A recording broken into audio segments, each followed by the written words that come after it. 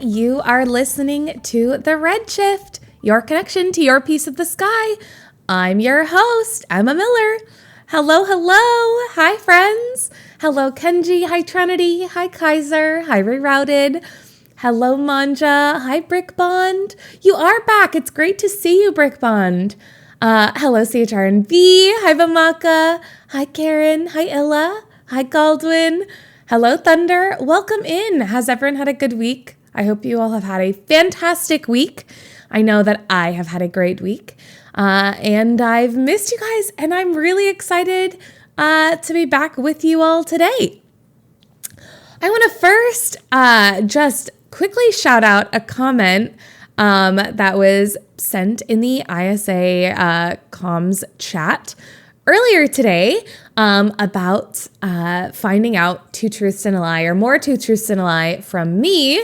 And I wanted to say, if you are curious, I feel like I can do this because I'm sharing information about our astronauts right now. If you are curious about more about my background, if you will, I actually shared quite a lot of information about myself in our very first Redshift episode. So if you go back and listen to that very first episode, it will give you a little bit more information about me, Emma Miller, on top of everything else that we've talked about throughout the show. But one of the best parts about the Redshift, in my opinion, is that we do, of course, have our live show, but then we do save these broadcasts for later also. So if you are curious about information or you want to re-listen, you can always do that if you are interested in doing so. It gets hosted in a couple of different places. I know that Stephanie posts it here after the show every week. So there are ways to listen back. Just very exciting stuff. So that's my little plug. If you do want to learn more about me, it would be too much to go into for another episode. But it is possible to learn more in episode 1 of our show, where I reintroduced you all. Show your face. We'll see about that. But for right now, you can at least hear a little bit more about me if you'd like to know a little bit more. Some of you might remember, some of you might have been a little bit newer. So all of those things are all good. With that being said, speaking about sharing things about ourselves, there is some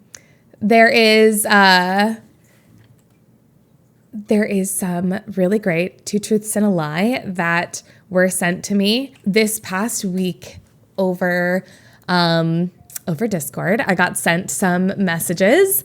I got sent some messages of your guys' two truths and a lie. So this week I get to share them with you all. It'll be a very exciting time. I'm excited to share your two truths and a lie with you guys. So we do have some visual aids for this as well. Nice mini game tutorial, by the way. Thank you so much, Ice. Thank you. I appreciate that. All right. So let's go ahead and get started. I spend most of my time, doing the prototype out on Mars for sure. So if you don't remember from last week, we played two truths and a lie with some of our astronauts. And the way that the game is played is that our astronauts will send two truths, which are like just two accurate statements, obviously, and then a lie. But all three will sound like they're real. All three will sound possible and like they could be factually accurate. But one of them is a hidden lie. So I asked you guys to do that as well this past week. And I have some submissions that I can share with you all. I did get quite a lot of submissions, so I didn't get to use every one of them. I had to kind of pick and choose which ones we could use. So if yours wasn't used this week, Don't worry, it doesn't mean that I didn't like your submission. It just meant that I had to kind of pick and choose the 3 that we would share on the show, which is very exciting. So I hope you're all very excited. I also apologize that you guys could hear me typing. I was just pulling up the documents. Perfect. Okay, so with that, we are going to kick off our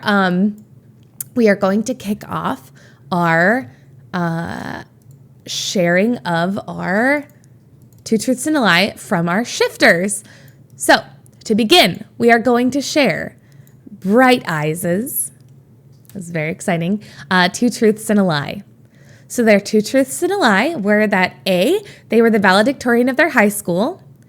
B, they were the Charlotte Hornets ball boy for the first 2 years in the NBA. And C, that they helped to save hit R&B group Boyz II Men's lives after a riot broke out at an early performance. A, B, or C? What are we thinking? Which ones do we think are accurate? Which ones do we think are not accurate? A, B, or C? A, B, or C? It looks like we don't think that they were the Charlotte Hornets ball boy. What do we think? A, B, or C? Which one is the lie? Were they lying about being the valedictorian at their high school? Were they lying about being the Charlotte Hornets ball boy for their first 2 years in the NBA? Or did they not help save the hit R&B group Boyz II Men's lives after a riot broke out at an early performance? All right, it's looking like we're leaning towards B being the lie. We don't think it's B. We think B is the lie.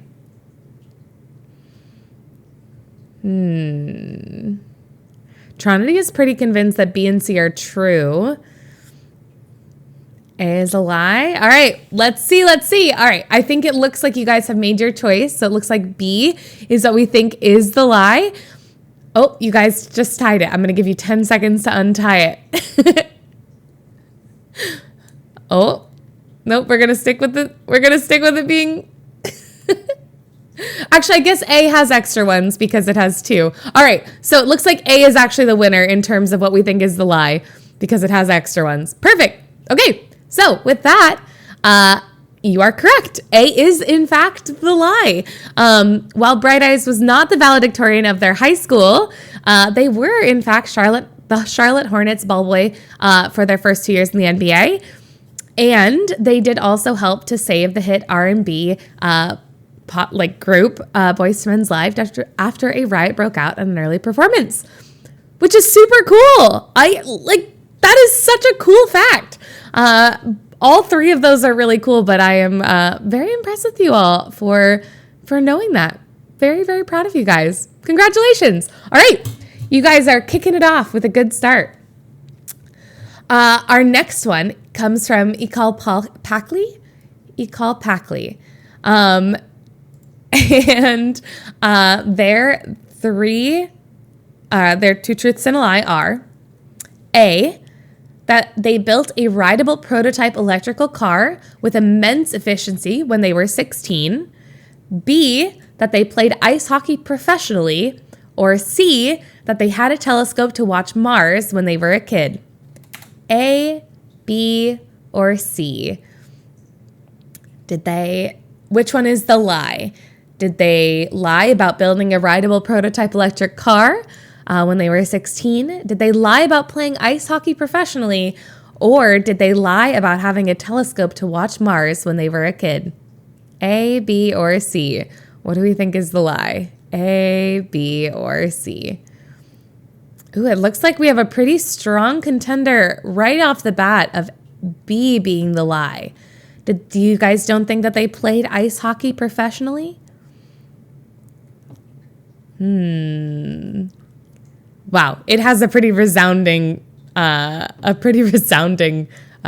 there. All right, we'll go ahead and call it. You guys think that B is the lie, but in fact, the lie is C. The The lie is C. So they did, in fact, build a rideable prototype electric car with immense efficiency when they were 16. They also did play ice hockey professionally, but they didn't have a telescope to watch Mars when they were a kid. So well done. We got 1 for 2. So that's about 50%. That's pretty good. Let's see how we do on our third one. Our last one comes from CHRNV. CHRNV. So our last 2 truths and a lie for our shifters is A, that they were born in a small town in the Russian coal mine region. B, that they graduated from the same school as famous Russian cosmonaut Volynov. Please correct me if I've mispronounced that if I mispronounced that. And C, that they worked as an attorney. A, B, or C? A, B, or C? It certainly is. Did they lie about being born in a small town in the Russian coal mine region? Did they lie about graduating from the same school as a famous Russian cosmonaut? Or did they lie about working as an attorney? A, B, or C? What do we think? A, B, or C? A, B, or C? C and Char and B, you can't give any hints. A, B, or C? It looks like C is pretty rapidly getting chosen as as what we think is the lie. A, B, or C? I think we can probably call it here. So, in fact, A and B are both truth. And C is, in fact, the lie. So congratulations, you guys got 2 out of 3. I'm very proud of you. So while they did not work as an attorney, they said that they did do the exams. Yeah. Which is more than I can say for myself. So that's okay. Very, very good. That's hilarious. All right. Well, congratulations, guys. You guys did a great job. 2 out of 3 is a pretty good record for that game. So very, very well done. With that, I want to say thank you guys for sending in your 2 truths and a lie this week. It was really fun hearing from you all. And even if they didn't get used, I feel like I got to know you all a little bit better. So thank you all so much for sharing your 2 truths and a lie this week. With that, we are going to hop into our the bulk of our show today, which is going to be to round out the 12 astronauts who are currently at the Mars base. So last week we talked about 6 of the astronauts. This week, I'm going to go ahead and share the information about the other 6 astronauts that we didn't hear from last week. Now, last week, of course, we had the astronauts who were willing to play 2 truths and a lie with me. This week, these are the astronauts who really didn't want to do that, which is fine.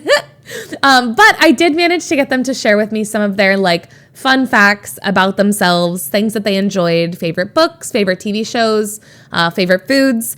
And so we will work that in as a game. The way that that's going to work is it's a fairly simple game. It'll be great. What we're going to do is I'm going to share with you a question. So let's say, what is Emma Miller's favorite beverage? And then you will say in chat, you can guess beverages. If you get it correct, I'll end the game there and I'll say, perfect, you did it. If you don't get it after a couple of seconds, I will give you a hint. I have a total of 3 hints to give you before I will just give you the answer if you don't get it. But I think you guys will be able to get it. I think it'll be a good time. I think it'll be a very, very good time. That GIF is also very silly. All your GIF usages are wonderful. I will ask if you do send GIFs to respond to the messages. I would recommend that you also add a text message along with the GIF to tell me what you think the answer actually is. So one more time, the way that the game is going to work, and we'll play like a quick Emma version. I'm going to ask you a question. So what is my favorite beverage? And now you can guess what you think my favorite beverage is. And if you don't guess it initially, and this won't, obviously, favorite beverage is not not a real thing. I'll give you a hint. So your first hint is it has ginger beer in it.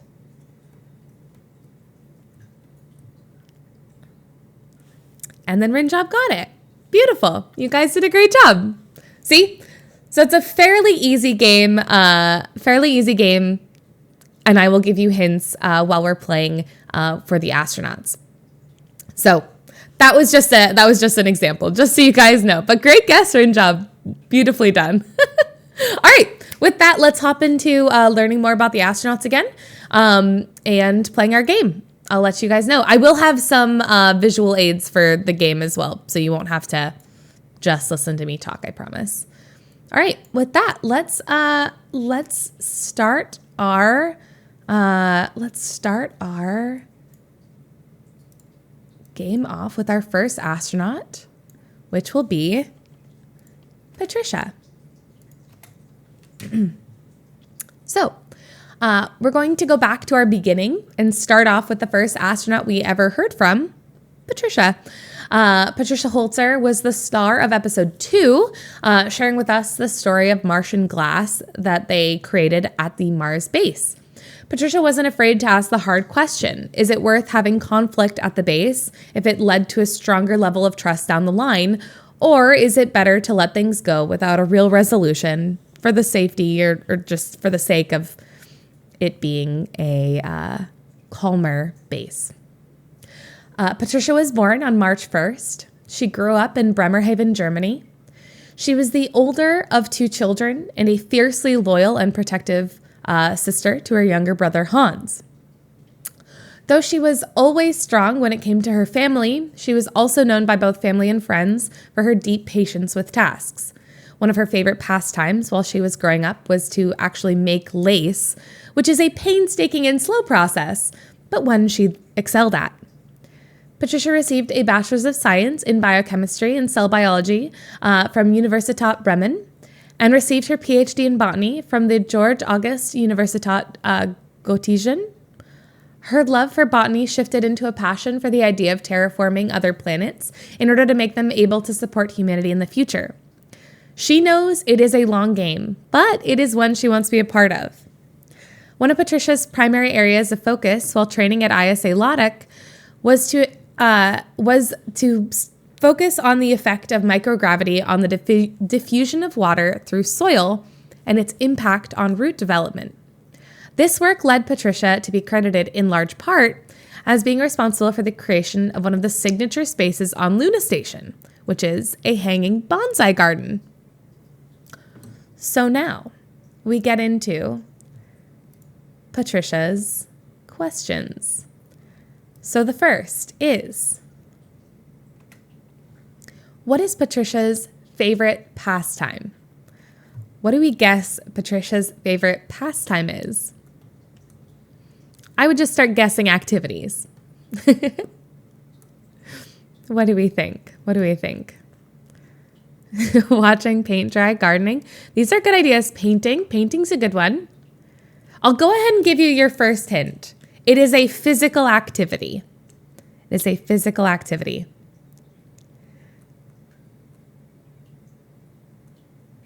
Hiking's a good one. Jogging's a good one. Oh, Tosh Kent got it. Congratulations. Well done. The answer was yoga. Very well done. Your other hints would have been that it requires both balance and patience. And it can be done in very hot rooms to enhance the experience. But you're correct. Well done. Patricia is a big fan of yoga. She really enjoys doing yoga and actually does yoga at the Mars base in order to help improve both mind and body while she's up there, which is pretty cool. All right. We're going to her second question. what is Patricia's favorite smell? What do we think? Patricia's favorite smell. Flowers is a good thought. You're in the right direction with flowers, I think. Also, I think the right direction with lavender. It is a plant, so that was the first guess. Fresh cut grass, also a really good guess. That's one of my favorite smells, honestly. All right, I'm going to give you John, I think I will take that. I was going to say the next suggestion or the next hint is it takes its name from a character in Greek mythology, but I think you're close enough in the direction. It is mint, in fact. And it does take its name from a character in Greek mythology, which is mint. Very, very well done. So yeah, her favorite smell is mint. She's a big, big fan of the scent of mint, which honestly, I am as well. I love the scent of mint. It is a fantastic smell. So I appreciate that. All right, let me, give me 1 second, chat. I just want to make sure that I write down who everyone is who got the guesses. Well done. All right. Cool. Let's move on to our next astronaut. Well done. You guys absolutely killed that. You did a great job. Very, very well done. Hi, Medallion. How's it going? I could never forget you. Vamaka, I also love mint. I also love mint. Mint is one of my favorite smells too. I was really glad that to find out that Patricia also loves mint. All right. Write me down on the paper. We'll see. You're going to have to be on it for your guesses. So next, we are going to our next astronaut, which will be John Alves. So introducing John Alves. You might remember him from his colorful letter that he shared with us in episode 3 after the incident with the Martian glass. John is a passionate protector of his fellow astronauts, and while some may not agree with all of his tactics, he never fails to act with what he believes is the best interest of the base at all times, even when it upsets others or hurts their feelings. John was born on March 29th in Curitiba, Brazil, to a family of fixers. His family had, for multiple generations, run a business working on a variety of technical jobs, repairing AC units, plumbing, and more. There was never a problem that an Alves saw that they couldn't fix. But John knew fixing simple things on Earth wouldn't be enough for him. His parents weren't entirely thrilled when he set off to make his career outside of the family business, but they eventually came around in time to see him off for mission 2. Plus, if you ask John, he would say that he is still in the family business of fixing things, just on a different planet. John received a Bachelor's of Science from the Federal University of Paraná, Curitiba. Shortly after he received his degree, he began working for the Agência Espacial Brasileira, which I'm sorry about the pronunciation if I have butchered that. A few years after that, he was tapped by the ISA and recruited into Mission 2, making him one of the first humans to set foot on the Red Planet and one of the founders of the Mars base.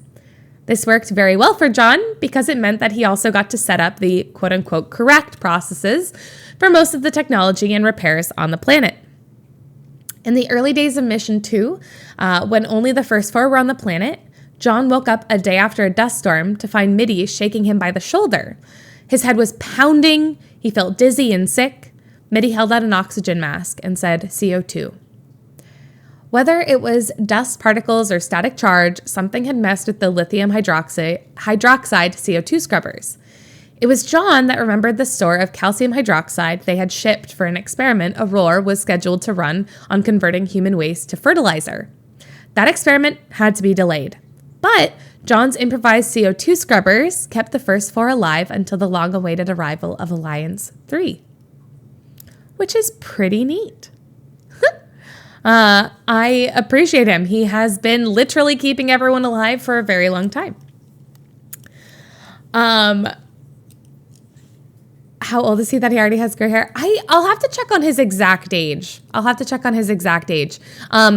the astronauts are all different ages. So some of them, went basically right out of college into the ISA, and some of them had careers before they found the ISA. So they're all different ages. I don't think he's the only one who has gray hair. All right, so let's go into John's favorite things. What band is John's most played band on Mars? What band is John's most played band on Mars? What do we think? This is like the music that he listens to while he's doing work. What are we thinking? I'll give you a hint. I'm going to start off with giving you a hint. It is a band from the 60s. It's a band from the 60s. You guys are sharing some pretty good ones. The Beach Boys is a good guess. I like that, Spoons. That's a good guess. Beatles is also a good guess, Alim. I like that a lot. Everyone's saying the Beatles. All right, I will give you another guess. It is an American band. Let's see. You guys are guessing some pretty good ones. It's not the Rolling Stones.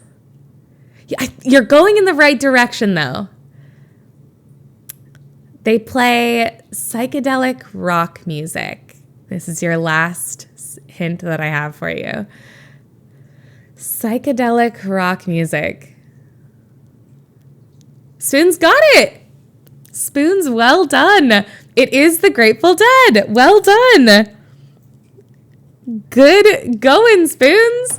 Yeah, so his most played band on Mars is the Grateful Dead. He listens to it while he's doing work, which I think is a really cool little tidbit about John. I don't know, something about him didn't strike me as a Grateful Dead listener, but I appreciate that.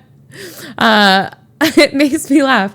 All right, we're gonna go into his second favorite thing, which is, what is John's favorite sport? What do you think John's favorite sport is? I have a feeling you guys are going to get this pretty quickly. Mechanic. Memo immediately got it. Although he doesn't call it soccer, but yes, Memo, you 100% are correct. It is absolutely his favorite sport. It is it is definitely his favorite sport. So well done. That one was a fairly easy one. I'll be honest, he'd probably be pretty upset if I said that you won by calling it soccer, but that's okay. I think it's fine. I tried to get John to give me something that wasn't going to be quite as easy to guess. John was not interested in giving me something else, so it worked out. So, well done. You guys did a great job. So Spoons and Memo, well done. Favorite activity, Russian roulette. That's dangerous. Okay, we're going to move to our next astronaut, which is Aurora. Here's Aurora's image. And I don't know if you guys know this, but Aurora has 2 different color eyes. I just have to draw attention to that. She has heterochromia, I believe it's called. And I just think it's such a cool thing about Aurora. It's so unique, and I just love pointing it out. I didn't realize that until I looked closer at her image. It's very cool. Okay, so let me tell you a little bit about Aurora. Aurora is one of the other Mission 2 astronauts, one of the original 4 at the Mars base. In episode 6, we heard from Aurora about an exploratory mission that she took with Alex.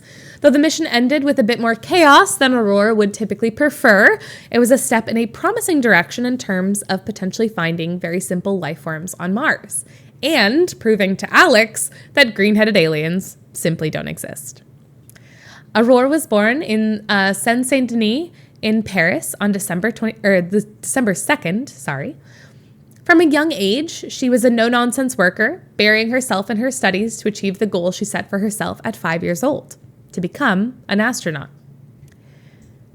From the first time she told her dream to her parents, they knew that she would stop at nothing to achieve it. And, as such, her father, a talented military pilot, raised her in the skies. She received a Bachelor's of Science from the University of Edinburgh and a PhD from the Institut Polytechnique de Paris. She went directly from her studies into the employ of the Interplanetary Space Alliance, firmly believing that they would be able to make the dream of colonizing Mars possible. With her strong skill set, she was rapidly decided upon as a Mission 2 astronaut. One of the training exercises is an obstacle course, but some of the course is constructed so some hazards are not immediately visible. The best of the astronauts took 3 attempts to finish it. However, Aurora only took 1 because she said she thought about how she would make a course and could see the possibilities in 3 dimensions in her head. If you asked her, she would also say that she was a little bit lucky. Which I just think is really awesome. She has a really cool way of thinking about things, and her ability to see potential hazards is really impressive. Very, very impressive. So, with that, let's get into Aurora's questions. What is Aurora's favorite pastime? What is Aurora's favorite pastime? Now, I'm going to tell you right now that this is not really a physical activity. This gets a little bit confusing with all right, so we're going to start with our first hint, which is it can be done alone or with others. Origami is not a bad one. Second one is sometimes money is involved, but Aurora doesn't usually like that part of this pastime. You're getting in the right direction, Vamaka. All right, Kenji, I'm going to give it to you. Well done. It is cards. So her favorite pastime when she's not working, and it's not a physical pastime, is playing cards. She really likes playing solitaire, though she does also enjoy playing games with other astronauts. Spoons, you already got it. You already got one. We're just being fair. You guys got it within a couple of seconds of each other. How do you play cards alone? Well, so there's games like solitaire, which you can play by yourself. I will write you down 2, Spoons. I will write you down 2. All right, I have you written down twice, but I'm also writing down Kenji. So solitaire can be played by yourself, but then there are other games as well that you can play, obviously, with other people. So that's how you'd play it by yourself or with others. And honestly, Aurora told me that her favorite is solitaire, so that works. All right, so you guys are going to get this so fast. You've already guessed it. But her second question is, what is her favorite physical activity to do? Alim immediately got it. Immediately. Well done. All right. You are completely correct. If you have paid attention to any of the messages from Aurora, you'll know that she really loves rock climbing. She is very, very good at it. And that is what she is very passionate about doing. Again, much like I asked John for suggestions of things that people wouldn't immediately guess, Aurora was very adamant about her favorite physical activity being shared. I did, however, in creating the hints for this, and I just feel like this is a fun hint to share, or fun fact, the very first indoor climbing facility is believed to have been built in Seattle in 1939. So in Seattle, Washington, 1939. Pretty cool. Olympus Mons will be her next target. Fingers crossed. Fingers crossed. I would trust her to climb anywhere on Mars. She's incredible. I have done my research, indeed. I have done my research. All right. So that is Aurora. With that, we're going to take a pause. We're going to go through our sponsor message and our weather report. And then we're going to get into our second 3 astronauts. So I'll be right back after our sponsor message, and I'll share our weather report. There's Strong, and then there's Mars Strong. At Red Sands 1, the ISA's construction and prototyping lab, we build Mars Strong. Habs made to stay at 120 below? Check. Build grinders that can chew up the corrosive dirt of Mars and spit back milled concrete blocks? Check. Structures that can take howling winds, endless sands, the torque of 140 Celsius temperature change over a few hours, with a blast of radiation from a solar flare thrown in for laughs? Oh yeah. At the ISA's construction center in Tunisia, we call the main campus Hell's Half Acre. The materials testing labs are a manufacturing torture chamber we like to call the Thunderdome. But the ISA calls us Red Sand 1. Here, they bring their brightest minds and most advanced technology to put them through sheer, unmitigated torment. Because that's the only way we know how to make buildings and machines, and oh yeah, people too, that can stand up to the red planet. So, if you think you have what it takes to develop and test new technologies and mechanics in one of Earth's most unforgiving environments, seek out your training at ISA Red Sand 1. We build Mars Strong, and we will build Mars stronger with you.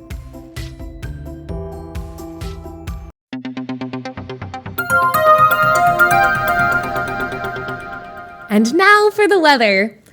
Temperatures are fairly stable, if you can say that about something that varies wildly over the course of a day.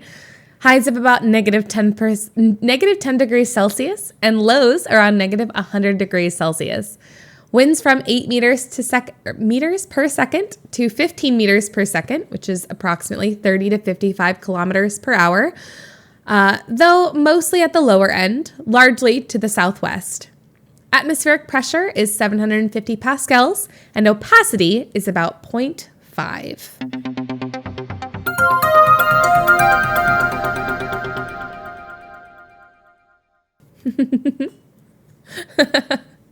I paid for the ad-free edition. No ads, but they're not ads. They're sponsor messages from the ISA, and that's what keeps us able to run. So you've got to listen to them. And maybe, who knows, you'll hear one of the training locations and think, I could do that, and then go join the ISA yourself. Maybe we'll see you on mission 5 or 6 or 7. Who knows? All right, with that, let's get into our next astronauts, our next set of 3. Hi, Trailblazer. How's it going? Hello. All right. So we are on our way to our next astronaut. Our next astronaut is Maxim. So next up, we have Maxim Silkelove.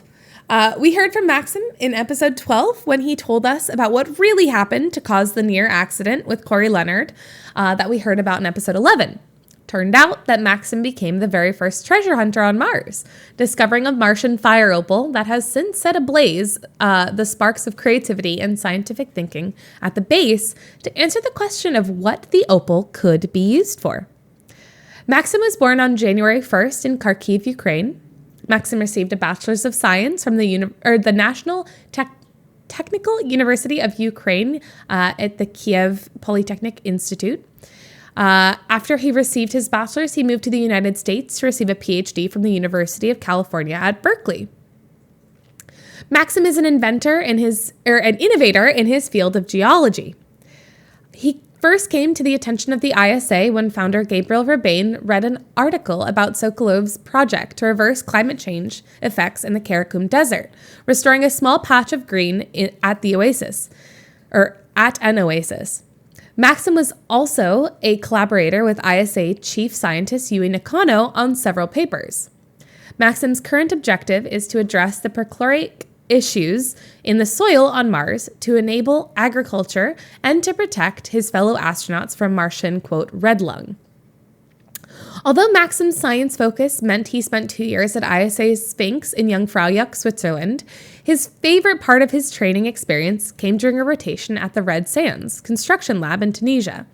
An endurance athlete with a background in Ironman competitions, he peppered his stay with solo hikes around Chinini, Midas, and Sidi Bouhel. So that's a little bit about Maxim, which is pretty exciting. Now, oh, I like that GIF rerouted. That's fantastic. That would be me. All right, let's get into Maxim's questions. So Maxim's first question is, what is Maxim's favorite food? Maxim's favorite food. You're so fast, Elim. You're so fast. It's a good guess. It's an immediately good guess. And I'm going to give it to Vamaka as well because Vamaka also guessed it afterwards and hasn't gotten onto the list yet. I'll go ahead and put Elim down as 2. But I am going to put Vamaka down. All right. So it is, in fact, pizza. Pizza is his favorite food. It's actually a guilty pleasure food for him that he really, really loves. He has enjoyed a variety of different types of pizzas. His favorite is a margarita pizza. It's his favorite. Though he developed quite a guilty pleasure when he lived in the United States. When he was receiving his PhD at California's the University of California at Berkeley, he was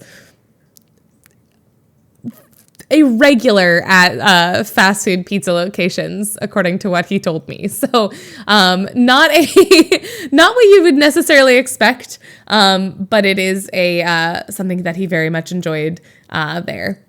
We figured that if I specifically said that it was his guilty pleasure food, you would immediately know it was pizza. But as it turned out, your speed at which you guess anyways is very fast. Brick oven pizza is phenomenal. I agree. We're not going to get into the pineapple pizza debate. But yeah, his favorite is margarita pizza, if you're curious. I also didn't know that pizza originated in Naples, Italy. Ukrainian dishes are so tasty. Why going for pizza? Well, so Galdwin, to just reiterate, he was going to call it a favorite, like guilty pleasure food. But it was kind of, we talked about it and it was decided that if we said it was a guilty pleasure food, you would probably immediately guess pizza. But in the end, you immediately guessed pizza anyways. So it works out. But there are plenty of really delicious dishes that I'm sure he would consider his favorite from Ukraine that are not pizza. But we were trying to find something that was fun and maybe wouldn't be so easy to guess. But alas, you all are very good at guessing. So this is great. All right. We'll see if I can stump you with the next one. So the next question is, what is Maxim's favorite book? What is Maxim's favorite book? This one might be a little bit harder.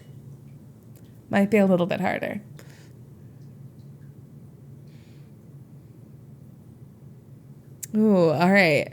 Type of book or name. It is the name of a book, and I will just give you a hint. It is a science fiction book, and it is the first in its series.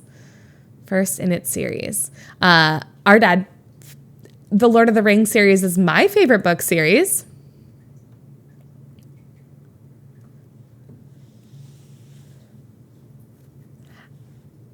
Alex Schmalik, you got it. It's Dune. Great guess. So yeah, it is in fact Dune. His favorite book is Dune.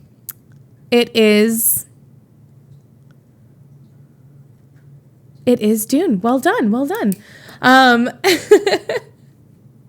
It's the top search in Google. This game is really broken. This game isn't really broken. It's just a guessing game. All right. So Alex Schmalik got the guess. Well done. Very, very well done.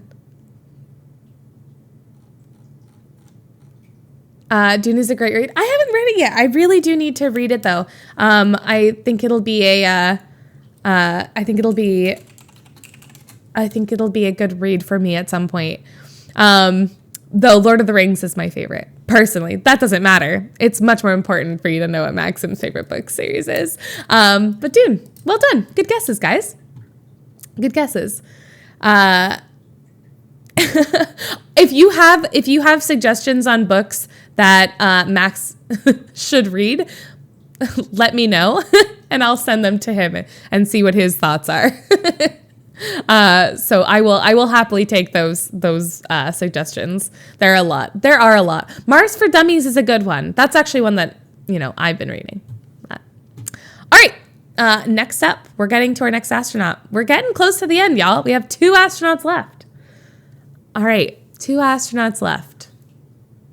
Our next astronaut is one of our fan favorites, which is Ida. So there's Ida. Up next, of course, we have Ida Seraphin. I would expect that Ida is probably one of the most well-known astronauts by our shifters. After all, we helped in some way to save her life. We heard from Ida back in episode 8, and we learned a little bit about the Martian glass incident, but also learned about what Ida was up to while working on the new technology with the ISA to allow us here on Earth to help our astronauts on Mars locate resources. Shortly after that episode aired, Ida found herself in pretty dire straits after a sinkhole opened up underneath her rover. We are very lucky to have Ida with us still. Ida was born on April 2nd in Crema, Italy. From her earliest days, Ida was a daredevil and a risk taker. She was always finding new ways to outdo herself. If she'd climb a tree one day, she'd climb a higher one the next. She was a thrill seeker through and through, but also a brilliant-minded young woman who wanted to make something special of herself. Ida received her Bachelor's of Science and Master's of Science from the Polytechnic University of Milan. Ida followed an unlikely path from there to the ISA. 2 years after getting her engineering degree, she had turned a lifelong love of cars into a career as a rising star in the open-wheel racing. She was offered a chance to drive in Formula 2 for the Dallara Menachrome team, but turned it down to join the European Space Agency. Frustrated by the lack of opportunities for someone with her somewhat unorthodox background, she decided to jump over to the ISA, where she was in the very first class of recruits to go through the core training program in Sydney, which was what the astronauts called flight school. She did refuse F2, yeah, because she wanted to get over to here. During her training, Ida was found to have exceptional fine motor skills, but what really set her apart was her ability to perform complex tasks under pressure. Even while training as an astronaut in Sydney, she couldn't stop thinking like an engineer. She proposed upgrades to the underwater tank system that they used to simulate weightlessness and helped prototype and install them. The Sydney crew presented her with a technician's uniform and badge, and to this day consider her, quote, their astronaut. All right. I don't know that I know the area code for Mars, unfortunately. All right, let's get into Ida's questions. Ida's first question is, what is Ida's favorite thing to do on a vacation? Favorite thing to do on a vacation?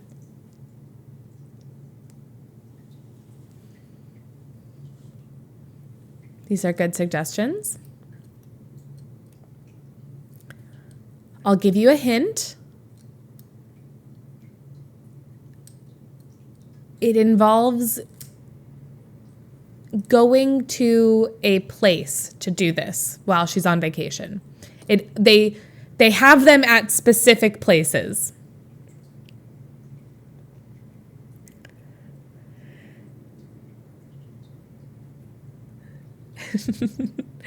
All right, I'll give you another hint. You usually have to buy a ticket to go into one of these to do this thing. Oh, I actually think. All right. I see the answer. Spoon's got it, but we have a second person, which is Illa, who got it, which is roller coasters. So very, very well done. So yes, the answer is roller coasters. Her very favorite thing to do while on vacation is to go and ride roller coasters. I was waiting for someone else to make the guess. So she really, although I Scrappy Coco, I like watching a movie. I could totally see how you got that from my hints. Ferris wheel is also a good guess, but Ida's a little bit too much of a speed-loving person to enjoy a Ferris wheel, unfortunately. So she is a big fan of roller coasters. She told me that she actively seeks out anywhere that has a roller coaster anytime she goes on a vacation, which obviously she's on Mars now, so she's not really going on a lot of vacations and visiting roller coasters on Mars. She has a rover for that. But when she was back on Earth, she would seek out roller coasters, which is pretty cool. I also, while I was researching for hints, I did find out that roller coasters originated as kind of like gravity trains that would go really, really quickly. And some of the earliest ones were just used or created to carry coal quickly, which is pretty neat. Pretty neat. She is an adrenaline junkie. Exactly, Kenji. That's 100% her thing. So she, big fan of roller coasters. Now, this is going to be a very specific one, and we'll see how you guys do. I had to do some research into this to like learn a little bit in order for me to ask this question and find some good hints for you. So this next question is, what is Ida's favorite type of car? What is Ida's favorite type of car? And I am looking for the brand name of the car. All right, I see a lot of ones coming in. I'll give you a hint. James Bond did drive one in 1981. I'm doing a very good job with these hints because it is going to have confused you because he does drive a lot of Aston Martins, but it is not an Aston Martin. All right. Our next guess is, actually, Mimo just got it. Well done, Mimo. It is, in fact, an Alfa Romeo. Well done. So it was driven in 1981. He drove an Alfa Romeo in one of his films, in the James Bond film. And her dad fell in love with that car and ended up buying that car. So she always associated the car that he had then. They actually like worked together to upkeep it, basically. So the same type of car that James Bond had driven in the 1981 movie, they bought later and fixed the car up. And so she always associated it with her dad, is what she told me. Also, fun fact, because you just shared, Tony just shared the Alfa Romeo logo. I didn't know this, but the logo is inspired by Milan. It actually takes inspiration from the Milanese coat of arms on the left side, so that like red cross. And then the snake comes from the coat of arms of a former ruling family of Milan. Also, Alfa Romeo originated in France and was during World War II. It was the brand was it was the Alfa brand, and then it was brought into the Romeo world, and that's when it came over to Italy. Fun facts. The Alfa is not even in the top. Well, Madalyn, that's why we gave you that hint, because it isn't in the top 11 to make it harder. That's what it was there for. It was a bait and switch. Well done, guys. You are all doing a really, really good job. Like, very, very good job. Very, very good job. All right. We are to our very last astronaut, which is... Who knows who it is? You have to know.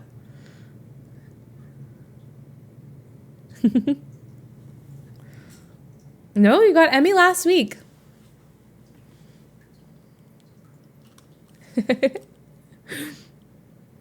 This week, our last astronaut and the last of our 12 is Minnie Mabaya, Mission Commander. So, we have Mission Commander Minnie Mabaya, who we were fortunate enough to hear about just a few weeks ago from episode 14. Midi told us what it was truly like to be a mission commander.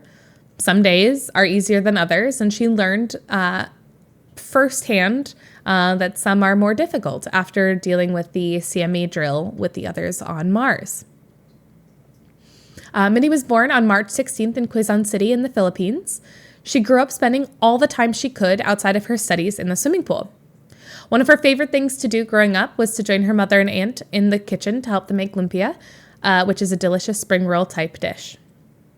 Minnie got her Bachelor's of Science from the Mapua Institute of Technology before attending Stanford. Following her education, she returned to the Philippines to join the Philippine Space Agency, but found that there were few chances for space duty because they typically went to the people who, quote unquote, looked the part, which was primarily macho men with Air Force training. Luckily for Midi, a tip from a former professor put her name in front of her countrywoman, which was spacesuit designer Delinda Tutude, which is one of the 5 founders of the ISA. Tutude recruited her aggressively, and with a real shot at setting foot on Mars, Midi never looked back. Midi was accorded the ISA's highest honor when she was chosen to serve as commander of the Mars Mission 2. Midi's people skills were what truly set her apart when the ISA was looking to name a commander. Mission Control Director Adon Luzariga, who was once a competitive footballer, and that is football in the John Alves sense and not football in the America sense, calls her the ISA's center midfielder. Adon explained, Mabaya is decisive when she needs to be, but utterly without ego, with a unique talent for bringing out the best in people around her. During her training for the Mars mission, Midi and her fellow trainees underwent simulated exercises where teams must cooperate to survive a series of dangerous, high-pressure scenarios. Although Midi's individual performance scores were comparable to the other top 15 or 20 candidates, she was the only person whose teams survived 100% of the time. The next highest survival rates were 87 and 78% respectively. So she absolutely brought out the best in her teammates from the beginning. Very, very impressive. With that, we're going to get into Midi's fun facts. Lord of the Rings again. Oh, it's a great guess. Always a great guess. All right, Midi's first question. What is Midi's favorite sport? Favorite sport? Football. You guys you're guessing. You're closer. Some of you are getting close. I'm going to go ahead and give you your first hint. The rules of this game were developed in the late 19th century. Does that help at all? Galdwin, I think you have it. What kind of? Maybe. I'm gonna let you think about what you just said and see if you're maybe missing a word.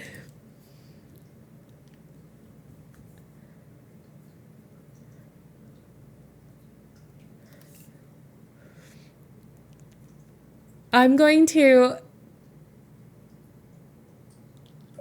give you the next suggestion. I think Galdwin, I'm going to give it to Galdwin for what Galdwin suggested. Spoons later said it. It was initially derived from rugby, but it was played in rivers and lakes.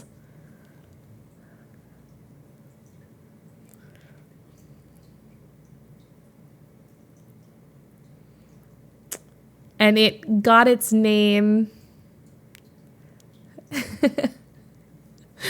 All right. Okay. We'll give it to Rerouted. Or Alex. I guess Alex gets it gets the second one. Spoons, you already won. I've marked you down as ×3. You for sure got it then. But I'm going to give the ones to people who haven't got them yet. I'm just writing down names who I haven't gotten yet. It's not an insult, I promise. It's just me giving credit to people who I haven't already added to the list. So, Scrappy, so she played it at Stanford. She was a team captain at Stanford. Spoons is written down, believe me. If I could show you that I have written down Spoons' names 3 times, I would show it to you 3 times. But yeah, she did go to Stanford. That's where she played it. She loved swimming growing up and then played it later. I promise. Spoons needs to play the lotto tonight. For real. All right. Our last question from Midi is, what is Midi's favorite TV show? Favorite TV show. The instant friend suggestion. What do you think?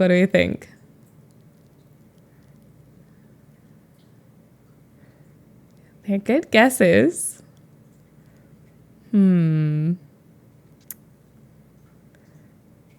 So I can tell you right now, Galdwin, it's an old show. So the first hint is that it originally aired in 1966.